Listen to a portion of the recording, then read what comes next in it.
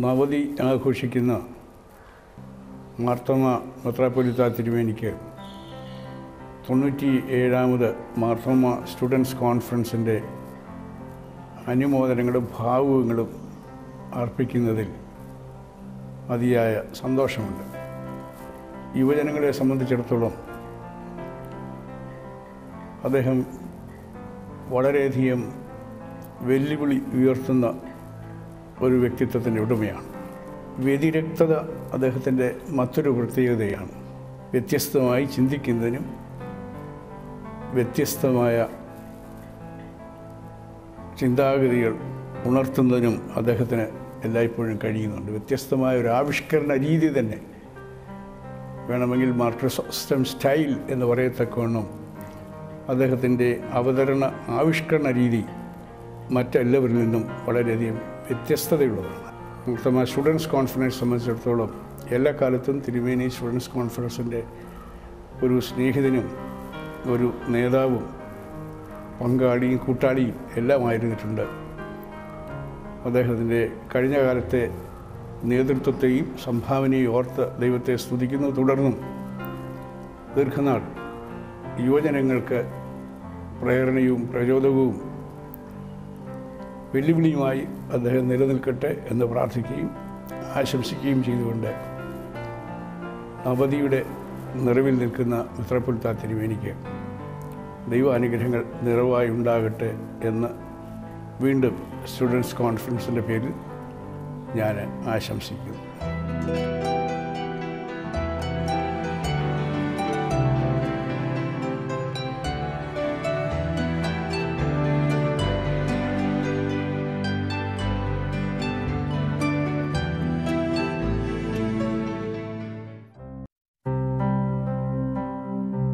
വ്യക്തിപ്രഭാവവും ആശയഗാംഭീര്യവും സ്വതസിദ്ധമായ നർമ്മബോധവും ഒത്തിണങ്ങിയ മാർത്തോമ സഭയുടെ 20ാം മാർത്തോമയായ ഡോക്ടർ ഫിലിപ്പോസ് മാർ ക്രിസോസ്റ്റം മാർത്തോമ മെത്രാപ്പൊലീത്തയ്ക്ക് ജന്മമരുളിയത് വൈദിക പാരമ്പര്യമുള്ള കലമണ്ണിൽ കുടുംബമാണ്.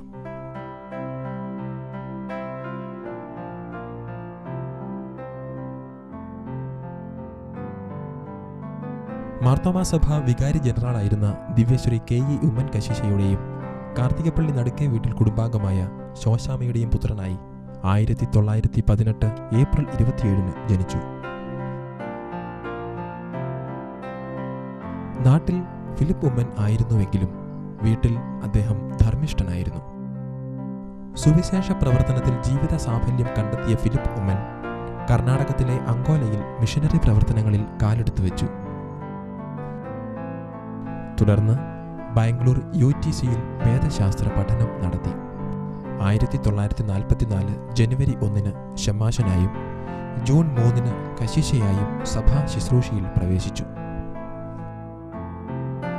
1953 മെയ് 20 റമ്പാനായും തുടർന്ന് മെയ് 23 എപ്പിസ്കോപ്പയായും വാഴിക്കപ്പെട്ടു. സ്വർണ്ണ നാവുകാരൻ എന്ന തൻ്റെ പേര് അന്വർത്ഥമായി എന്നത് ചരിത്രം സാക്ഷിക്കുന്നു.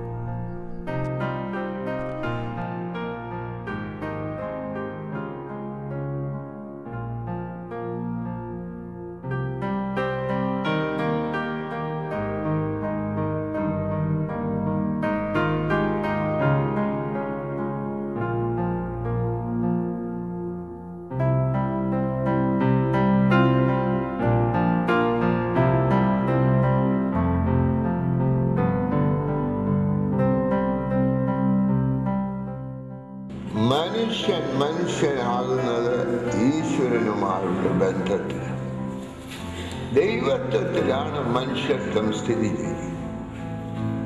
2 മനുഷ്യനൊരു സാമൂഹിക ജീവിയാണ്.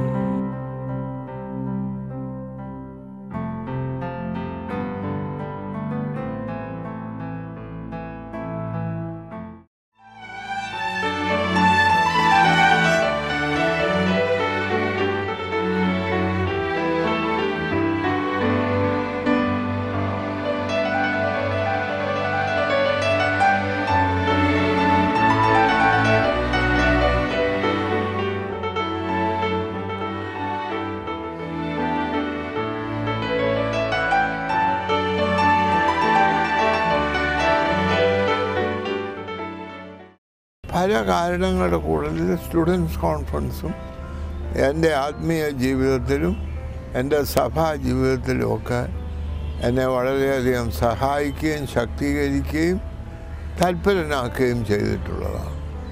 സ്റ്റുഡൻസ് കോൺഫറൻസൊക്കെ ഞങ്ങൾ കുട്ടികളായിരിക്കുമ്പോൾ കോളേജുകളിലൊക്കെ പഠിക്കുന്ന കുട്ടികളുടെ നമ്പർ വളരെ കുറവായി.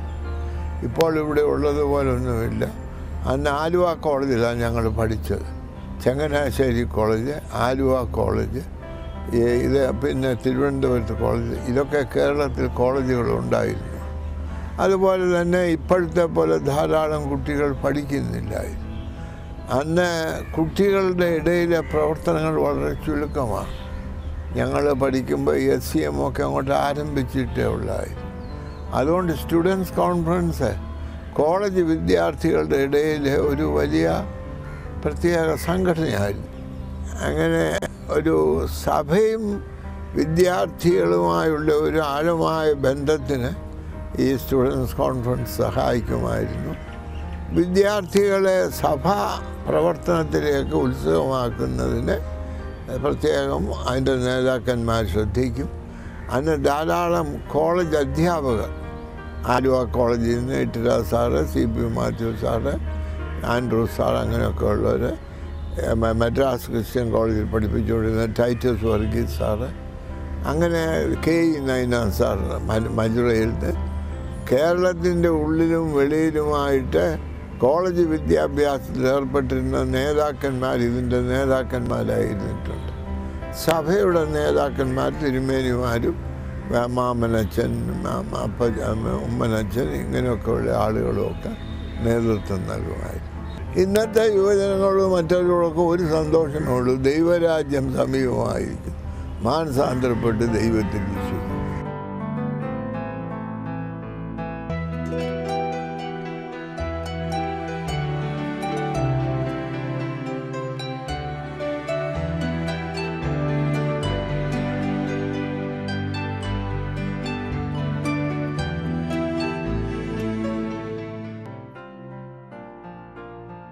പടിപടിയായി വളർന്ന് ലോകരാജ്യങ്ങളിൽ മറ്റേതൊരു സഭാ മേലധ്യക്ഷന്മാരിലും വിശ്വവിഖ്യാതനായ മെത്രാപ്പോലിത്ത തിരുമനസ്സുകൊണ്ട് ഇന്ന് നവതിയുടെ നിറവിലാണ്.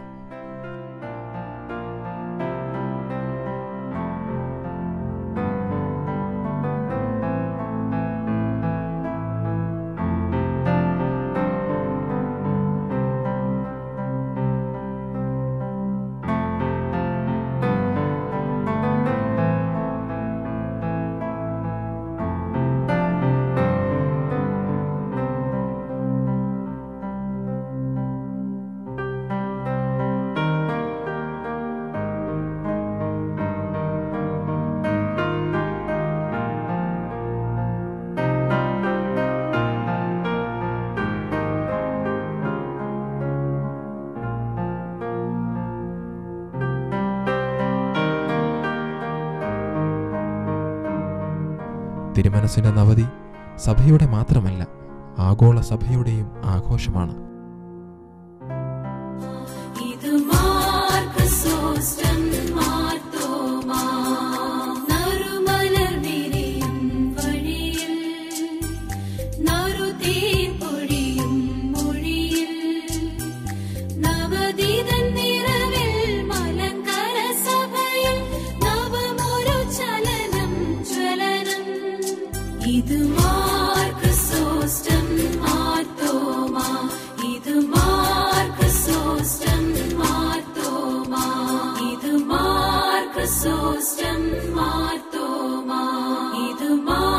Chrysostom Martha.